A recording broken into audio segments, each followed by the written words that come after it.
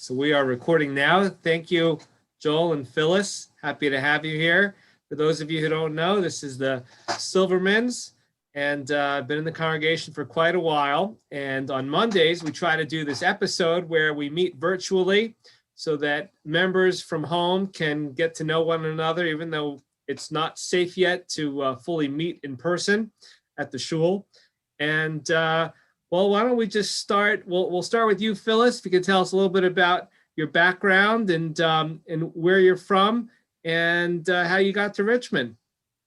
I lived much of my life actually now in Richmond, but I was born in Louisiana and left there, went to New York for a couple of years, went to Germany for a couple of years. Wow. And then went to Kansas and spent a bunch of years there. Spent a couple of years twice in Israel and back to Kansas. And then to Kansas City, married Joel, and Yay. which was a very good thing. And then Joel joined MCV as a resident, and we've been here since 1971. Wow. Well, plus we spent 2 years in Japan Right. in the Army. Wow. Now, I was going to ask you, Phyllis, if your presence in Germany was connected to the military, but it sounds like you were elsewhere when Joel was in the military. Yeah, no, Germany was not connected with the military. My father was an engineer. Okay. And it was probably more connected with Marshall Plan kind of stuff. Interesting. And What part of Louisiana were you raised I in? was born in Lake Charles, Okay. so I can't claim to remember much of anything about it, other All right. than I've been told the streets and sidewalks were all solid mud. Okay. And so, Joel, what's your background? Where are you from, and how did you get to Richmond? Well, I was born in Battle Creek, Michigan. My parents faked it when I asked about the birds and the bees, and they said I came out of a cereal box because that's where Kellogg's is. We traveled around a lot during my early years. My dad was a rabbi, and every time he would get a promotion in a new pulpit, we would go different places. Mm-hmm. So we were in Battle Creek, we were in Gastonia, North Carolina, we were in Nashville, Tennessee, we were in Kansas City. Oh, wow. And that's you met in Kansas City? That's the two? Yep. Okay. Very good. So what was it like to live in Japan? That sounds fascinating. I know you were serving the military, so you felt like you were in a small part of America within Japan, but I'm sure you also got to know the culture a little bit as well. Actually, it didn't feel like the military. We lived on the Japanese economy. Okay. And it felt more like MASH when we were there. Now, we have some young viewers here. For those who don't know, MASH is a sitcom. It was on television for a long time and might not be as popular now as it used to be, but trying to bring everybody up to speed here. So, yeah, but MASH kind of accurately depicted with humor what it was like to be a military doctor. Mm-hmm. So I was chief of psychiatry for Japan. I ran the med-surg emergency room with the rest of the docs, and we lived on the economy. We had our firstborn child with us. He was an infant. We lived in a house that had no central heating in a climate kind of like Washington, D.C. Mm-hmm. You had children born there in Japan? Nope. We brought Josh with us when he was very young. Like 3 weeks old. And one of the good parts about it, beside getting to take care of patients, which is always good for me, was we got to travel around and see most of the Far East on Uncle Sam's nickel. Yeah, it's pretty good. And you developed a lifelong love of travel. I know that. And so tell us about how that has been being, I would say, for those who don't know, world-class travelers within our synagogue. And how did that kind of interest or hobby, how did that develop? And what are some of your favorite places? I grew up traveling because my father traveled all over with the world with his business. Mhm. And as a refinery engineer, anytime he needed to be someplace on a project that lasted more than 6 months, we moved there. And by the time I met Joel, we had traveled as a family to all 48 of the contiguous US states, Mhm. not living, but just traveling. You know how many So countries you both have been to? Do you have any idea of the number at the moment? I would say I've never counted our travel books. We do not go on tours. Mhm. We just travel probably 45, 50 countries. Yeah. Yeah, I did not grow up traveling. We didn't have the money. And then I was in college and medical school and internship and residency, and I was actually scared of traveling. And so Phyllis said, "Don't worry, follow me, it'll be okay." Okay. So, And I did, yeah. but she took me to some weird places and some scary places, scary for me. Mhm. One of the scariest times was when we were in Israel. She put me, I mean, I agreed to do it, but she put me on a native bus An Arab bus. with Arabs and animals. And where did we go? Hebron? Yeah, probably. Yeah, we've been to Hebron. This wasn't the most peaceful of times. Right. Now, actually, Phyllis, why don't we kind of discover that a little bit? Tell us about your experiences in Israel and why you went there when you were younger and what you did there, what you accomplished, and what you took away from that experience in Israel. It was wonderful.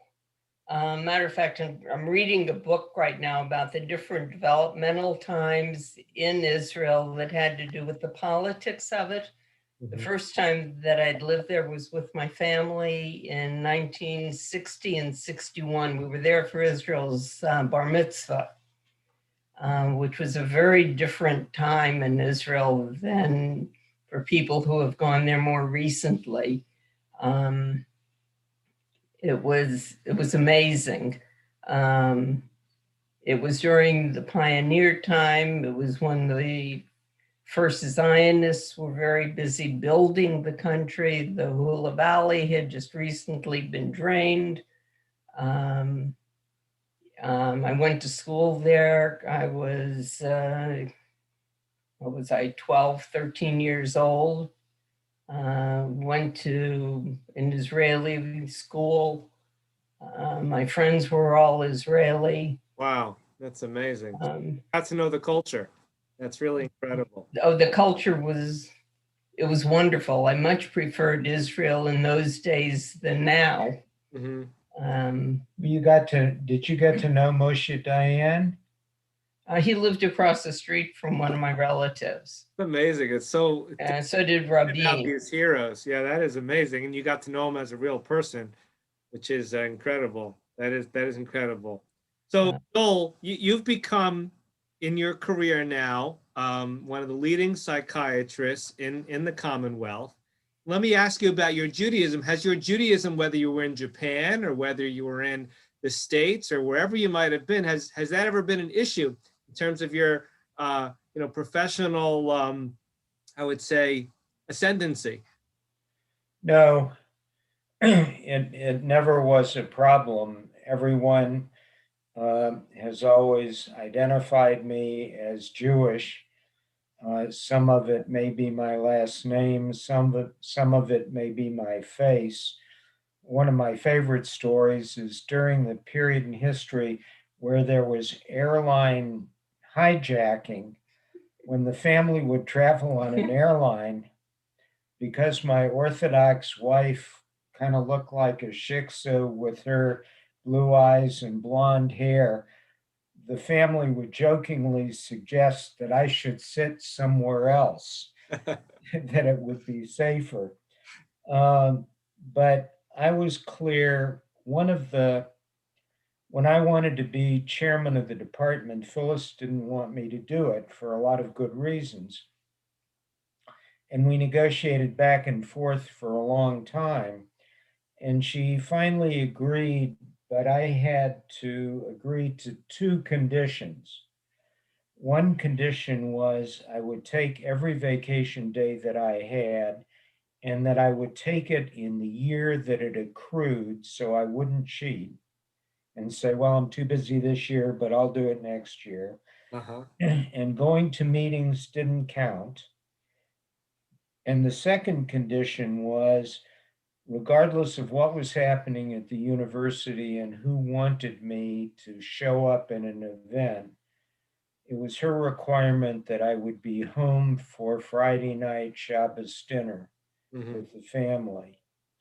And both of those requirements were very good boundaries that helped me sustain my career, because I'm very lucky. I'm still working full time as an old man. And, and I think part of the reason I've made it so long is she's the one who insisted I give up cigars and pipes and take time to do things that weren't professional. That sounds it sounds good. So what have you seen at MCV, at this very significant employer and center of health, in terms of the development over the last decades that you've been there? What kind of development do you see as being most significant for us locally as Richmonders?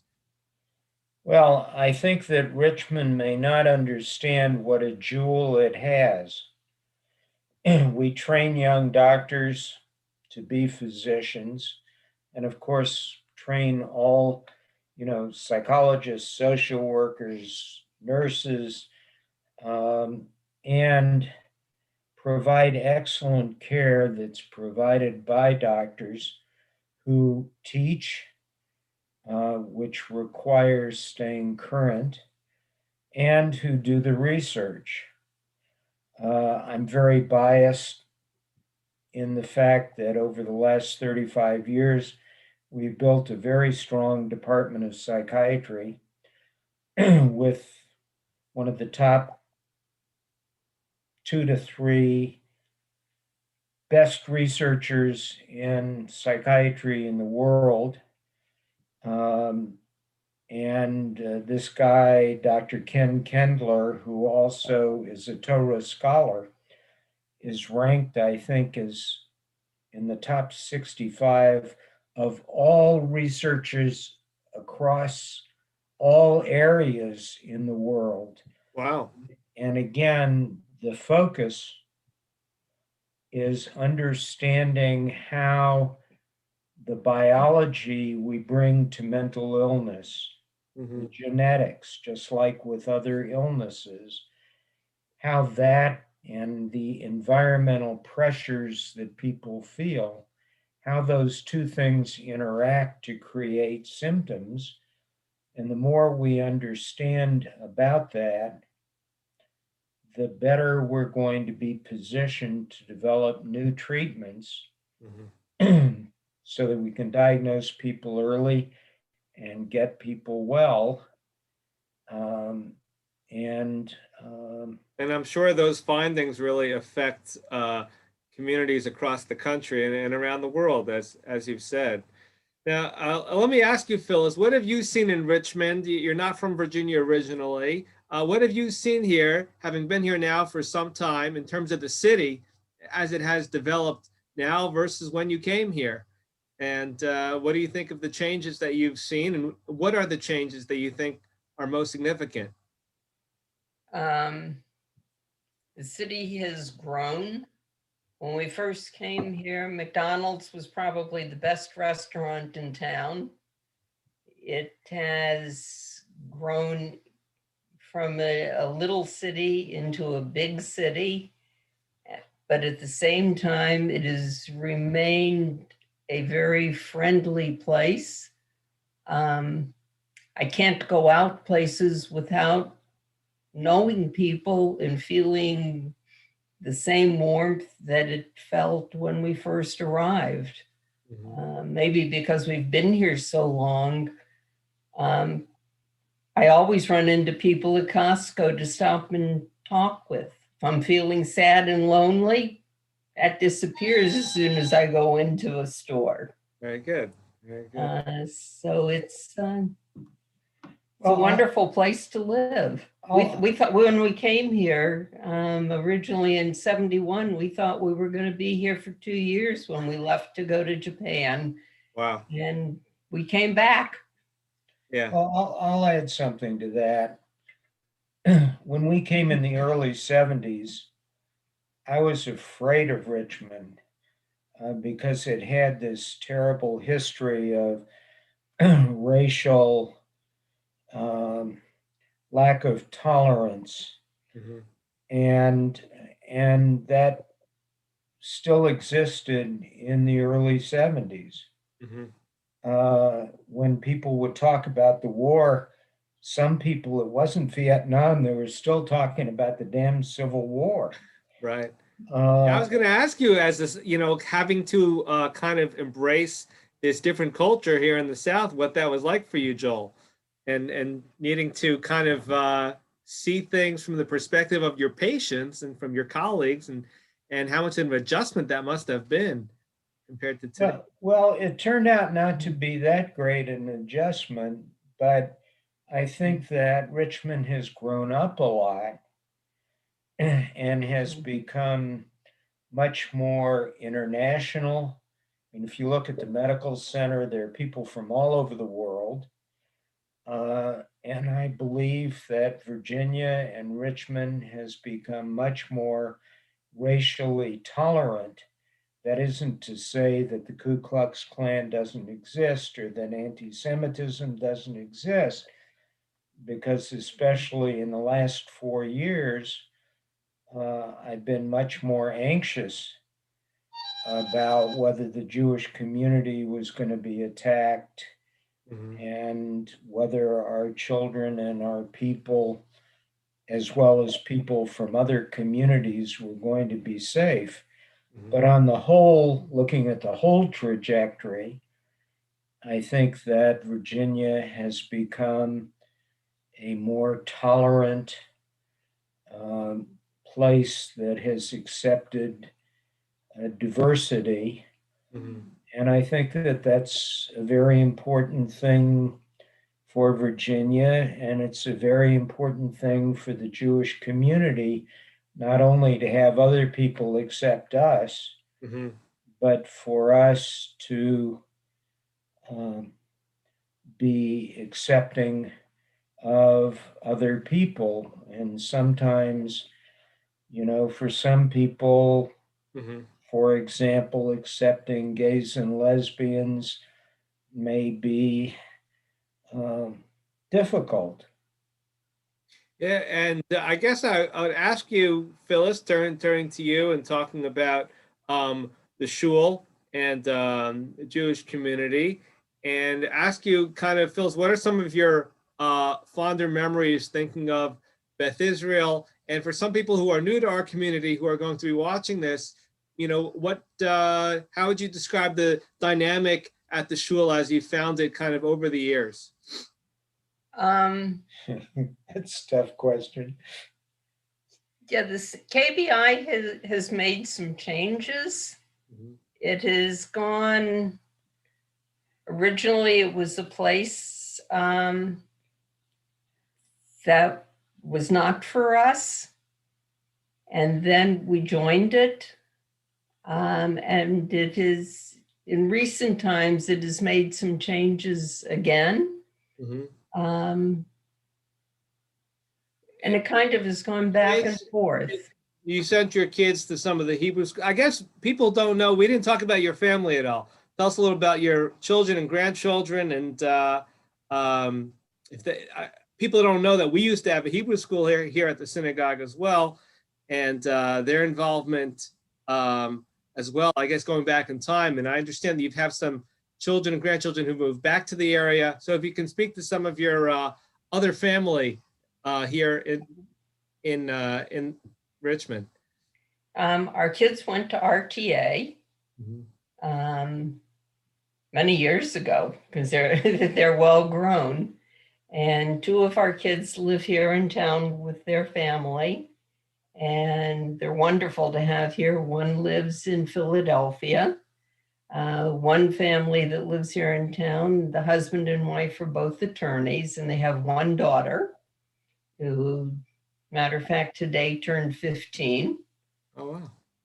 And another one has two younger children, that boy and a girl, who are 7 and 9. And they are both physicians down at MCV. And another one in Philly that has a 6 and 8-year-old. So did they go to RTA or to the Hebrew school here at the synagogue, or? None went to the Hebrew school. They went to RTA. Okay. And I have to admit, I'm partial to Josh because Josh and I traveled to Israel together, which is a unique bonding experience. Oh, both he and his wife are very partial to you. Yes.